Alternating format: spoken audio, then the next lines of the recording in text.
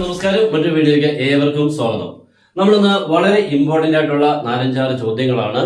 ഇതിന്റെ ഒരു പ്രത്യേകത എന്ന് പറഞ്ഞാൽ നിങ്ങൾ അങ്ങനെ ശ്രദ്ധിച്ചിട്ടില്ലാത്തതും ടെക്സ്റ്റ് ബുക്കിൽ നിന്ന് അങ്ങനെ എളുപ്പം കാണാൻ പറ്റാത്തതുമായിട്ട് എക്സാമിന് വരുന്ന ക്വസ്റ്റ്യൻസുകൾ, പ്രീവിയസ് ഇയർ വന്ന ക്വസ്റ്റ്യൻസുകളും എല്ലാം ഉൾപ്പെടുത്തിക്കൊണ്ടുള്ള ക്വസ്റ്റ്യൻസുകളാണ് ഈ ബോർഡിൽ കിടക്കുന്നത്. ഈ ക്വസ്റ്റ്യൻസുകളൊക്കെ വളരെ ശ്രദ്ധിച്ചോണം, കാരണം ഇതൊക്കെ ഫിഗറുമായിട്ട് ബേസ് ചെയ്യുന്ന ക്വസ്റ്റ്യൻസുകളെല്ലാം നിങ്ങൾ നന്നായിട്ട് പഠിച്ചോണം. ഇപ്പൊ +2 എക്സാമിന് എല്ലാം വന്നിരുന്നത് ഫിഗർ ബേസ്ഡാണ്. അപ്പൊ അതെല്ലാം കുട്ടികൾക്ക് പ്രശ്നമായി കേട്ടോ. അതുകൊണ്ട് ഫിഗർ ആയിട്ട് വരുന്ന ക്വസ്റ്റ്യൻസുകളെ എല്ലാം പഠിച്ചോണം. അത് പ്രത്യേകിച്ച് റിലേഷൻസ് ആൻഡ് ഫംഗ്ഷൻസ്, രണ്ടാമത് straight lines, conic sections, last നമ്മുടെ ലിമിറ്റ്സ് ആൻഡ് ഡെറിവേറ്റീവ്സ്, ഇവിടെ വരെയുള്ള ഫിഗർ പ്രോബ്ലംസ് നന്നായിട്ട് പഠിച്ചോണം. ഇല്ലെങ്കിൽ പണി കിട്ടാൻ സാധ്യതയുണ്ട്. നമുക്ക് ക്വസ്റ്റ്യനൊക്കെ അങ്ങോട്ട് സ്റ്റാർട്ട് ചെയ്യാം. നന്നായിട്ട് അങ്ങോട്ട് പഠിക്കണം. ബുക്കൊക്കെ എടുത്തു വെച്ച് ഇതങ്ങ് എഴുതി വെച്ച് കഴിഞ്ഞാൽ പഠിക്കാനും പറ്റും. പിന്നീട് ഒന്ന് നോക്കാൻ പറ്റുന്ന രീതിക്കുള്ള നല്ല ക്വസ്റ്റ്യൻസ്. പിന്നെ നമ്മളെ +2 ക്ലാസ് ഉണ്ട്, ജോയിൻ ചെയ്യാം. നിങ്ങൾക്ക് അടിപൊളിയായിട്ട് +2 ഫുൾ മാർക്കിൽ എത്തിക്കുന്ന രീതിക്കുള്ള ക്ലാസ്സുകളും വളരെ സിമ്പിൾ ആയിട്ട് ക്വസ്റ്റ്യൻസുകൾ ഏതൊക്കെയാണ് എക്സാമിന് വരുന്നത് എന്നുള്ള എല്ലാ കൃത്യമായിട്ടുള്ള കാര്യങ്ങളും തന്ന്, ഇക്വേഷൻ ബുക്ക്ലെറ്റ്സും തന്ന്, പിന്നെ മെറ്റീരിയൽസും തന്ന്, പിന്നെ നിങ്ങൾക്ക് വേണമെങ്കിൽ നമ്മുടെ എൻട്രൻസോട് ജോയിൻ ചെയ്താൽ രണ്ടും കൂടി ആകുമ്പോൾ നമുക്ക് നല്ല ഫീസ് കൺസെഷൻ ഉണ്ട്. അപ്പൊ നമുക്ക് എല്ലാ കാര്യങ്ങളും ഓക്കെ ആവും. നമുക്ക് ഇത് കഴിഞ്ഞിട്ട് എൻട്രൻസിനും എക്സാം എഴുതാൻ പറ്റും. ജോയിൻ ചെയ്യാൻ തന്നുള്ള നമ്പറിൽ നിങ്ങൾക്ക് കോൺടാക്ട് ചെയ്യാം. സ്റ്റാർട്ട് ചെയ്യാം. ഒന്നാമത്തെ question, domain and range of √(x-2). √(x-2) ഡൊമൈനും വേണം, റേഞ്ചും വേണം. ഈ √(x-2) വരാം, √2 - വരാം. രണ്ടും വ്യത്യാസമുണ്ട് കേട്ടോ. ഇതിപ്പോ ടെക്സ്റ്റ് ബുക്കിൽ കിടക്കുന്ന ടൈപ്പിൽ (x-2) തിരിച്ചു വന്നു കഴിഞ്ഞാൽ പണി കിട്ടാം. ഇപ്പൊ ഞാനിപ്പോ (x-2) ചെയ്യാം. 2 - x ഒക്കെ ഇതേപോലെ നമ്മുടെ വീഡിയോക്കുള്ളിൽ പിന്നെ വരും കേട്ടോ. നമ്മൾ ആദ്യം ഡൊമൈൻ എഴുതുമ്പോൾ റൂട്ടിനുള്ളിൽ കിടക്കുന്ന ആളെ ≥ 0 എന്ന് എഴുതണം. റൂട്ടിനുള്ളിൽ കിടക്കുന്ന ആള് ≥ 0. അതാണ് (x-2) ≥ 0 മീൻസ് പോസിറ്റീവ്. അവിടുന്ന് x ≥ -2 അപ്പുറത്ത് വരുമ്പോൾ +2. അപ്പൊ എക്സിന്റെ വാല്യൂ ആണ് ഡൊമൈൻ. അപ്പൊ എക്സിന് കൊടുക്കേണ്ടത് 2 2 കൂടുതൽ. 2 2 കൂടുതൽ എന്നുള്ളതിന്റെ അർത്ഥം ആക്കുന്നതിന് എങ്ങനെയാ? ഇങ്ങനെ. ഓക്കെ, അവിടെ സ്റ്റാർട്ടിങ്ങിൽ ക്ലോസിലാണ്, ലാസ്റ്റിൽ ഓപ്പൺ ആണ്. ഇപ്പൊ 2 to ∞ എന്ന് പറഞ്ഞാൽ 2 തൊട്ട് അങ്ങോട്ടുള്ള ഏത് നമ്പർ കൊടുക്കാം എന്നാണ് കേട്ടോ. ഇതാണ് ഡൊമൈൻ. Next range. റേഞ്ച് എന്ന് പറഞ്ഞാൽ കിട്ടുന്നത്. ഡൊമൈൻ എന്ന് പറഞ്ഞാൽ കൊടുക്കുന്നത്, റേഞ്ച് എന്ന് പറഞ്ഞാൽ കിട്ടുന്നത്. ഓക്കെ, അപ്പൊ കിട്ടുന്നത് ആരാന്ന് പറഞ്ഞാൽ നമ്മൾ ഓരോരുത്തരെയും കൊടുക്കുമ്പോൾ കിട്ടുന്ന ആൻസറുകൾ. ആദ്യം കൊടുക്കുന്ന നമ്പർ 2 അല്ലയോ, അതായിരിക്കും ആദ്യം കിട്ടുന്നത്. 2 കൊടുക്കുമ്പോൾ കിട്ടുന്ന ആൻസർ ആണ് ആദ്യം കിട്ടുന്നത്. അപ്പൊ 2 കൊടുത്താൽ എന്താ കിട്ടുന്നത്? 2 - 2 റൂട്ടിനുള്ളിൽ 0 വരും. 0യുടെ റൂട്ട് 0 തന്നെ. അപ്പൊ നമുക്ക് കിട്ടി തുടങ്ങുന്നത് 0 ആണ്. പിന്നെ അത് എവിടെ വരെ പോകുന്നത് നമുക്ക് അറിയത്തില്ല കേട്ടോ. That is 2 to ∞. Okay, sorry, 0 to ∞. അപ്പൊ 2 to ∞ ഡൊമൈനും 0 to ∞ റേഞ്ചും. ക്ലിയർ ആയിട്ടോ? നെക്സ്റ്റ്, ഒരു ഫിഗറിൽ നിന്നും ഡൊമൈനും റേഞ്ചും എങ്ങനെ കിട്ടും നോക്കിക്കേ. ഇതൊരു സെമി സർക്കിളാണ്, ഫുൾ സർക്കിൾ അല്ല, സെമി സർക്കിളാണ് നിങ്ങൾ കാണുന്നത്. ഇവിടെ നിന്നും ഡൊമൈനും റേഞ്ചും കണ്ടുപിടിക്കാൻ domain from x-axis and range from y-axis. ഈ ഫിഗറിനുള്ളിന്റെ ലെഫ്റ്റ് നോക്കിക്കേ, ഇവിടെ നിന്നാണ് നമ്മുടെ ഫിഗർ സ്റ്റാർട്ട് ചെയ്ത് ഇങ്ങനെ വന്ന് ഇവിടെ നിൽക്കുക അല്ലെ. അപ്പോൾ x-axisന്റെ -3 തൊട്ട് +3 വരെയാണ് നമ്മുടെ ആ പോയിന്റ്സുകൾ നിൽക്കുന്നത്. എന്ന് പറഞ്ഞാൽ -3 തൊട്ട് +3 വരെയാണ് ഇതിന്റെ ഡൊമൈൻ. അപ്പൊ ഇതാണ് ഡൊമൈൻ. ക്ലിയർ ആയല്ലോ? സിമ്പിൾ കാര്യമായിരുന്നു. പക്ഷെ നമ്മൾ ചിലപ്പോൾ കാണാത്തതുകൊണ്ട് ഇതൊക്കെയാണോ എഴുതേണ്ടതെന്ന് അറിയില്ല. ഓക്കെ, അപ്പൊ -3 to +3. റേഞ്ച്. റേഞ്ച് എന്ന് പറഞ്ഞാൽ നിങ്ങൾക്ക് നോക്കിയാൽ മനസ്സിലാവുന്നുണ്ട്, ഈ ലെവലില് y-axisന്റെ ഈ ലെവലിലാണ് നമ്മുടെ ഗ്രാഫ് തുടങ്ങുന്നുണ്ടോ. ഇവിടുന്ന് അല്ലയോ, ഇവിടെ ഇത് തന്നെ, താഴോട്ടില്ല.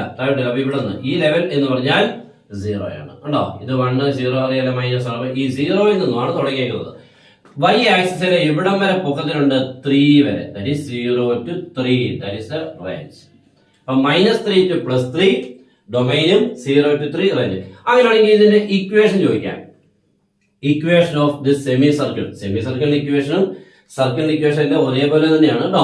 അപ്പൊ ഈ സർക്കിളിന്റെ ഇക്വേഷൻ ചോദിച്ചാൽ x² + y² = 3². That is x² + y² = 9. അത്രേ ഉള്ളൂ കേട്ടോ. എന്ന് പറഞ്ഞാൽ ഇതിന്റെ റേഡിയസ് 3 അല്ലേ. നമുക്ക് 0 തൊട്ട് 3 വരെ എന്ന് പറഞ്ഞാൽ ഇതിന്റെ റേഡിയസ് 3 യൂണിറ്റ്, 3 സെന്റിമീറ്റർ എന്ന് എന്തെങ്കിലും. ഒറിജിൻ കണ്ടോ, സെന്റർ ആണ് കണ്ടല്ലോ. ഒറിജിൻ എന്ന് പറഞ്ഞാൽ നമ്മുടെ സെന്റർ ആണ് സർക്കിളിന്റെ. അപ്പൊ ഇങ്ങനെയാണ് സർക്കിൾ വരുന്നത്. അപ്പൊ സെന്റർ, ഒറിജിനും റേഡിയസ് 3യും. അപ്പൊ x² + y² = 3², or x² + y² = 9. Clear ആയല്ലേ? ഓക്കെ, നല്ല question. Next eighth term of √2 + √3 whole raise to 7. ഇതിന്റെ എട്ടാമത്തെ ടേമിനെ കണ്ടുപിടിക്കുക. അപ്പൊ ഇതിന്റെ എട്ടാമത്തെ ടേമിനെ കണ്ടുപിടിക്കുമ്പോൾ നമ്മൾ അങ്ങനെയൊന്നുമല്ല, നമ്മൾ എക്സ്പാൻഡ് ചെയ്യാൻ പഠിച്ചിട്ടുണ്ട്, അങ്ങനെയൊക്കെയല്ലേ ഉള്ളൂ. ഇതിന് എത്ര ടേംസ് ഉണ്ട് നമ്മൾ നോക്കിക്കുക. √2 + √3 റൈസ് 7 എന്ന് പറഞ്ഞാൽ പവർ 7 ആണ്. പവർ 7 ആണെങ്കിൽ നമ്പർ ഓഫ് ടേംസ് എത്ര? പവർ +1, 7 + 1 8 അല്ലേ. അപ്പൊ ഇതിന് ആകെ 8 ടേംസേ ഉള്ളൂ. അവർ ചോദിച്ചിരുന്ന എട്ടാമത്തെ ടൈം എന്ന് പറഞ്ഞാൽ ഇതിന്റെ ലാസ്റ്റ് ടൈം, കാരണം ഇതിനെ എക്സ്പാൻഡ് ചെയ്ത 8 ടൈംസ് ആണ്. ഒരാളെ കേടാ ഇപ്പൊ ഒരു ക്യൂവിൽ നിൽക്കുക, 8 പേര് ക്യൂ നിൽക്കുന്നുണ്ട്. ക്യൂവില് ഒരു ക്യൂ നിൽക്കുന്നത് 8 പേരാ. അപ്പൊ ഒരാൾ ദൂരെ നിന്ന് വിളിച്ച് പറഞ്ഞു, എടാ ലാസ്റ്റ് നിൽക്കുന്നത് നീ വാടാ, ഇല്ലെങ്കിൽ എട്ടാമത് നിൽക്കുന്നത് നീ വരാൻ പറഞ്ഞാൽ അവസാനം നിൽക്കുന്നവനായിരിക്കുമല്ലോ എട്ടാമത്. ആകെ 8 പേരെ ഉള്ളുവെങ്കിൽ അവസാനം നിൽക്കുന്നവനാണ് എട്ടാമൻ അല്ലെ, അല്ലെങ്കിൽ എട്ടാമത് നിൽക്കുന്നവൻ എന്താണ്? അവസാനമാണ് നിൽക്കുന്നത്. അപ്പൊ √2 + √3 റൈസ് 7 എന്ന് പറയുമ്പോൾ നമുക്ക് എട്ടാമത്തെ ടൈം ചോദിച്ചാൽ ഇതിന്റെ ലാസ്റ്റ് ടൈം. ലാസ്റ്റ് ടൈം ആരാന്ന് ചോദിച്ചു കഴിഞ്ഞാൽ √3 റൈസ് 7. അപ്പോൾ eighth term is equal to last term of this expansion, that is √3 raised to 7. √3 raised to 7 എന്ന് പറഞ്ഞാൽ √3 into √3 into √3 √3 into √3 into √3 7 തവണ കേട്ടോ. 7 ടൈംസ് √3. 1 2 3 4 5 6 7. 2 √3കൾ ചേരുമ്പോൾ ഒരു 3 ആവും. അടുത്ത 2 √3 ചേരുമ്പോൾ പിന്നെയും 3 ആവും. അടുത്ത 2 √3 ചേരുമ്പോൾ പിന്നെയും 3 ആവും. ഇപ്പൊ 3 3 3 27, പിന്നെ √3 ബാക്കി. ഇപ്പൊ 27 √3. അതാണ് നമ്മുടെ final answer. That is eighth term is equal to 27 √3. ഒന്നുകൂടെ പറയാം, ഇത് 7 ടൈംസ് ആണുള്ള 7 പവർ. അപ്പൊ 8 ടൈംസ് ആണ്. അപ്പൊ ലാസ്റ്റ് ടൈം ചോദിക്കാന്ന് പറയാം എട്ടാമത്തെ ടൈം എന്നാണ്. തിരിച്ചു പറഞ്ഞാൽ എട്ടാമത്തെ ടൈം ചോദിച്ചാൽ ലാസ്റ്റ് ടൈം ആണ്. ഓക്കെ, എട്ടാമത്തെ ടൈം ആണ്. അപ്പൊ ഇത് ലാസ്റ്റ് ടൈം ആണ്. ഇതിന്റെ എട്ടാമത്തെ ടൈം എന്ന് പറഞ്ഞാൽ അത് √3 റൈസ് എത്രയാണ്? 7. ഓക്കെ, അപ്പൊ നമുക്ക് അത് കിട്ടി. ഇനി നമുക്ക് നോക്കിക്കേ, which time of this expansion is independent of x. ഇതിനെ എക്സ്പാൻഡ് ചെയ്യുമ്പോൾ independent of x. What is meant by independent of x? ടേമിനുള്ളിൽ എക്സ് ഇല്ലാത്തത്. ഇതിനെ എക്സ്പാൻഡ് ചെയ്യുമ്പോൾ എക്സ് ഇല്ലാത്ത ടൈം എത്രാമത്തെ ആണെന്നാണ്. അതിനെ കണ്ടുപിടിക്കേണ്ട എത്രാമത്തെയാണ്, അതാണ് വിച്ച് കേട്ടോ. വാട്ട് ഈസ് ദ ടൈം എന്നല്ല, വിച്ച് ടൈം എന്ന് പറയാൻ എത്രാമതാണ് നമ്മുടെ എക്സ് ഇല്ലാത്തത്. അപ്പൊ ഇതിനെ എക്സ്പാൻഡ് ചെയ്ത് നമുക്ക് 21 ടൈംസ് ഉണ്ടെന്ന് എല്ലാവർക്കും അറിയാമല്ലോ. 21 ടൈംസ്. ഓക്കെ, ഇതിന്റെ ഒരു പ്രത്യേകത ഉണ്ടോ? ഇത് x², ഇതും x². ഡിഗ്രി സെയിം ഇല്ല താഴെയുള്ളത്. ഇങ്ങനെ വരുന്ന ഒരു എക്സ്പാൻഷന്റെ പവറിൽ ഈവൻ ആണെങ്കിൽ ഇതിന് ഇൻഡിപെൻഡന്റ് ഓഫ് എക്സ് എത്രാമത്തെ ചോദിച്ചാൽ ഇതിന്റെ കറക്റ്റ് പകുതി. അപ്പൊ 21 ടൈംസ് ആണെങ്കിൽ പകുതി എത്രാമത്തെ? മീൻസ് 16ാമത്തെ ടൈം ആണ്. In means mid time. അതാണ് കേട്ടോ, മിഡിൽ ടൈം ആയിരിക്കും ഇതിന്റെ ഇൻഡിപെൻഡന്റ് എന്ന് പറഞ്ഞാൽ എക്സ് ഇല്ലാത്ത. മറ്റുള്ളവരെല്ലാം എക്സ് കാണും, പക്ഷെ ഒരു ടൈമിൽ എക്സ് കാണുന്നില്ല. 16ാമത്തെ ടൈമിൽ എക്സ് കാണുന്നില്ല. അതിന് മുമ്പുള്ള 15 ടൈംസിൽ എക്സ് കാണും, ബാക്കിയുള്ള 15 ടൈംസിൽ എക്സ് കാണും. 16ാമത് നടുക്ക് നിൽക്കുന്ന ടൈമിൽ എക്സ് കാണുന്നില്ല കേട്ടോ.